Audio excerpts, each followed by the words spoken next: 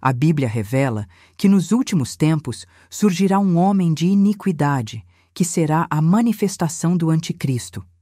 A seguir estão algumas das características que a palavra de Deus atribui a ele.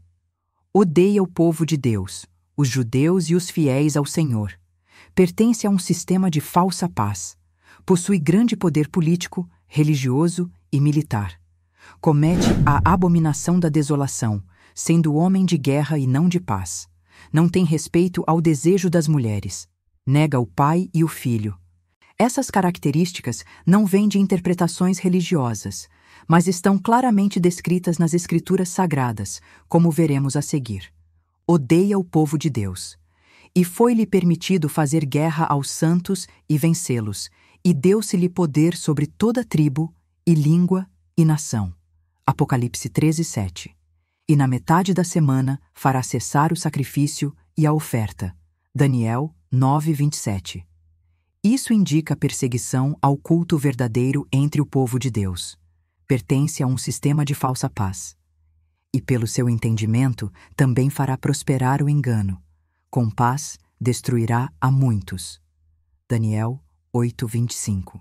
Quando disserem a paz e segurança, então lhe sobrevirá repentina destruição. 1 Tessalonicenses 5:3. Tem grande poder político, religioso e militar. Foi-lhe dada uma boca para proferir grandes coisas e blasfêmias, e deu-se-lhe poder para agir por 42 meses. Apocalipse 13:5.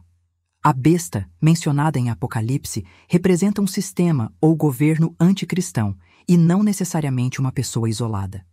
Apocalipse fala de duas bestas. A primeira besta, Apocalipse 13:1-10, sobe do mar, recebe poder do dragão, Satanás, tem autoridade sobre as nações e blasfema contra Deus. Representa um império ou sistema político-religioso opressor, que se opõe a Cristo e persegue os santos. A segunda besta, Apocalipse 13:11-18, sobe da terra, parece cordeiro, mas fala como dragão. Promove culto à primeira besta, representando um falso profeta ou sistema religioso que manipula e engana. Assim, a besta não é apenas um indivíduo, mas um poder maligno, organizado, político e espiritual, que se opõe a Deus e influencia o mundo. O dragão, Satanás, é quem dá autoridade a ela. Apocalipse 13:2. Essa simbologia deve ser compreendida à luz de toda a Bíblia, especialmente do livro de Daniel, que apresenta visões semelhantes. Toda a terra se maravilhou após a besta, e adoraram o dragão que deu à besta o seu poder. Apocalipse 13:3-4. Toda a terra se maravilhou após a besta. Significa que as pessoas do mundo ficarão impressionadas e seguirão esse sistema, ou líder, poderoso e aparentemente milagroso. E adoraram o dragão. Mostra que, sem perceber, ao honrarem esse sistema, estarão adorando o diabo, pois é ele quem dá força e influência à besta. As pessoas se encantam com o poder do mal disfarçado de bem e acabam se afastando de Deus, sem perceber que estão sendo enganadas. Esse trecho é um alerta. Nem tudo que parece grandioso ou popular é de Deus. Quem poderá batalhar contra ela? Apocalipse 13:4. Essa pergunta reflete o sentimento de medo e admiração exagerada que o mundo terá diante da besta. As pessoas dirão: ela é tão poderosa, quem seria capaz de enfrentá-la?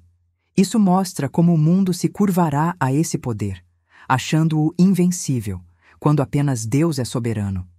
Mesmo que o sistema do mal pareça dominar, os fiéis de Deus não devem se intimidar, pois no fim, o Cordeiro, Jesus, vence. Comete a abominação da desolação. Na metade da semana, fará cessar o sacrifício, e sobre a asa das abominações virá o assolador. Daniel 9:27. Esse é um tempo profético em que um líder, o assolador, fará um acordo por 1 semana, 7 anos, e na metade desse período, 3 anos e meio, quebrará o pacto, cessando os sacrifícios e cometendo a abominação da desolação. Essa abominação é um ato terrível de profanação no lugar santo, algo tão ofensivo a Deus que causa destruição espiritual e julgamento. Jesus também mencionou isso em Mateus 24:15, alertando que será um sinal do fim. Em resumo, essa profecia aponta para a atuação do anticristo no fim dos tempos. Ele se levantará contra Deus e enganará muitos. Nos tempos finais, o espírito do engano tentará ocupar o lugar que pertence a Deus dentro das pessoas, profanando mentes, corações e valores, substituindo a verdade pela mentira. Ou seja, pode não se tratar de um templo físico reconstruído, mas de uma geração espiritualmente enganada, com o templo, o coração e a mente, dominado pelo assolador. Jesus advertiu: o amor de muitos se esfriará. Muitos serão enganados. Mateus 24. A profecia aponta tanto para um evento futuro específico quanto para uma realidade espiritual que já está acontecendo, quando o trono do coração é ocupado por tudo, menos por Deus. Quando, pois, virdes no lugar santo a abominação da desolação, de que falou o profeta Daniel, quem lê entenda? Mateus 24:15. Na metade da semana fará cessar o sacrifício e a oferta, e sobre a asa das abominações virá o assolador. Daniel 9:27. A Bíblia mostra que a abominação da desolação é algo repugnante a Deus, colocado no lugar santo. O lugar santo, na linguagem bíblica, era o templo físico.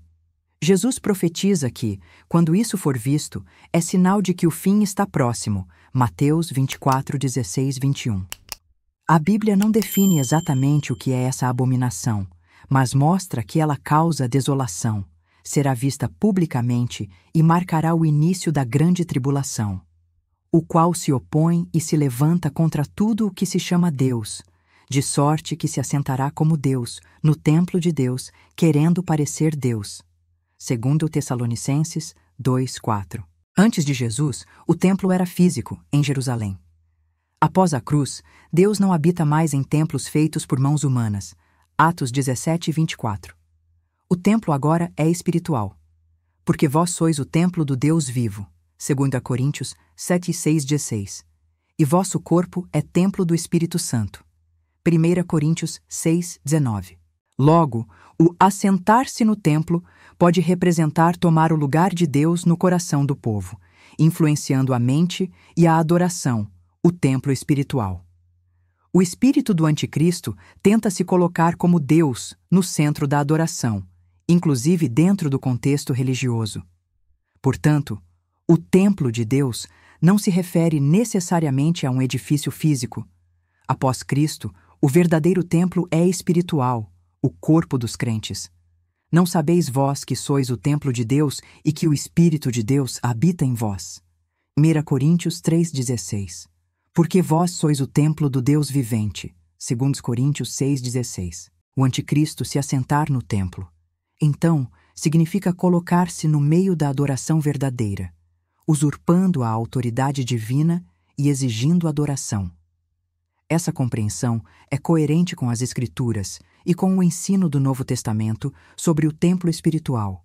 Não tem respeito ao desejo das mulheres, e não terá respeito ao Deus de seus pais, nem ao desejo das mulheres, nem a qualquer Deus, porque sobre tudo se engrandecerá.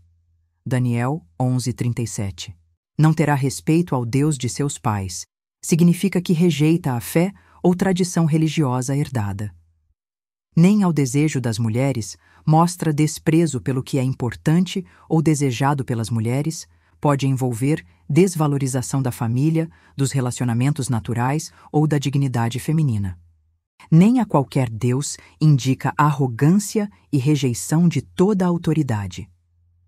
Porque sobre tudo se engrandecerá, revela orgulho extremo e um espírito de autodeificação, querer ser como Deus. Sem entrar em interpretações místicas, o texto revela um líder que rejeita o que é santo, exalta a si mesmo e não tem amor nem temor de Deus. O espírito do anticristo. Quem é o mentiroso, senão aquele que nega que Jesus é o Cristo? Esse é o anticristo, que nega o Pai e o Filho. 1 João 2:22. O espírito do anticristo é o espírito da negação, rejeita Jesus Cristo como o Filho de Deus e nega o Pai. Esse espírito já está no mundo, atuando para enganar e afastar as pessoas da verdade. O único caminho para discernir a verdade e resistir a esse espírito é pelo conhecimento da palavra e pela comunhão com o Espírito Santo. Estamos vivendo dias em que a manifestação do iníquo está prestes a ser revelada. Muitos ainda dão ouvidos a mentiras e enganos de líderes religiosos que ensinam sem fundamento nas Escrituras Sagradas, acrescentando ideias que não condizem com a palavra de Deus e deturpando o que já está escrito e se cumprirá. Este estudo é parte do livro Anticristo à Luz da Bíblia, fundamentado somente na palavra de Deus, para que, ao ler, você esteja preparado no espírito quando surgir o abominável da desolação. Tempo de preparação espiritual, de fortalecer e firmar os pés na videira verdadeira. Que o Espírito Santo desperte muitos, para que não façam parte dos que vivem despreocupadamente, assim como foi revelado ao profeta Daniel. Ao adquirir o livro, você estará sendo edificado e também se tornando um canal de bênção para este ministério. Disponível no site e também em PDF. O link está na descrição. Deus te abençoe.